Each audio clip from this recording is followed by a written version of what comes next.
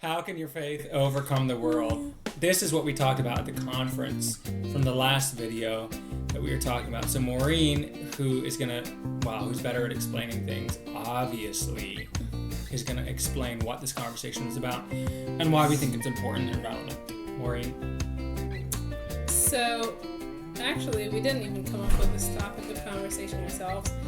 It was, again, one of the participants of STIR, their weekly Zoom meeting, which was really cool because they thought through the whole thing and had picked out Bible verses and organized the conversation in parts and how it should go, which was great. Essentially, the conversation was, how can our faith overcome the world? And they picked out a part from John, I believe it was, and Matthew, scriptures to read about basically how if you live God's commands, then you can overcome the world, and that His commands are not burdensome. What Jesus wants us to do is not burdensome; it is life-giving, basically. So those were the scriptures related to this conversation. So we started out by asking what are the problems in the world that we face every day. And then from that, how can our faith overcome those problems? And then how do we put into practice every day Jesus' commands that He gave to us to do His work and to try to make the world a better place, help, overcome these obstacles. So that was the basic parts of the conversation. And now for the details, I think what was interesting was that there was such an enormous array of personalities and places people were at, that the examples they gave for what they thought needed to be overcome they were described very differently and from very different lifestyles, but they were all kind of tending in the same direction. And if I remember correctly, people were basically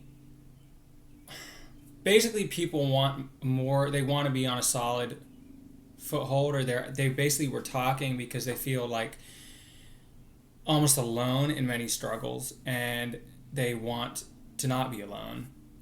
And so that's why getting together was encouraging, even though we didn't really come up with answers. We had more questions.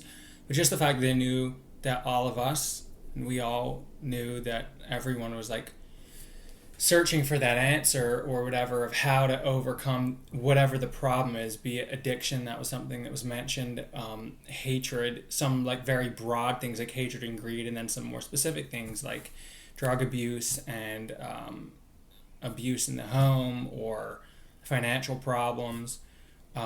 So there was really specific things people were talking about, but everyone agreed as to coming together as one of the solutions, I guess. So that's definitely what that whole conversation taught me, was coming together and being honest about the problems, even if you're not speaking solutions, does offer one. Yes, I definitely agree with that. And just where everyone was coming from was really cool, like Ruben was saying. So such different places in life, people who work for the state, people who work with drug addicts, people who work in the music industry. I mean, it was just like the whole thing. You really couldn't have gotten a more diverse crowd, which was really great. And then there were also some people from our community as well, giving their perspective too. So it was just a lot of different ideas, but everyone, again, kept coming back to the fact that it was just like so much better to see people in person and meet face to face and like give actual encouragement, which, I mean, you can do online, but it's much better when you actually see somebody. So like one of the women who was there basically was asking, so like what do people find encourages them? How did you get through something hard in your life? How did you get through the pandemic? What has helped you? She's just wanting to know for her own life and her daughter, who she's raising, like, when stuff goes sideways and stuff is hard and bad things happen, like, what do you do? And it was actually really incredible, everyone's responses, and how everyone wanted to help and to tell what they do, if be it like a practice that they've developed of meditation or prayer over the last 2 years, or for this another friend, it was just being quiet and not a lot of talk or a lot of preaching or this kind of thing. Another person talked about journaling, what they're thankful for. Prayer was mentioned, just calling somebody, calling a friend. I can't remember all the things that were said, but it was a lot, and it was all really good. Just to hear how people were genuine and genuinely wanted to help each other out was really great, because I don't see really a lot of that anymore.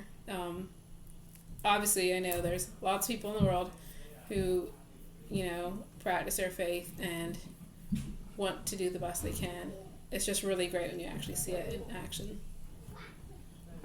So that was basically the conversation that we had, and hopefully that encourages you to go and find those friends who are going to do that for you. So that's what we hope, if anything you took from this video, from that weekend that we had. See you next time.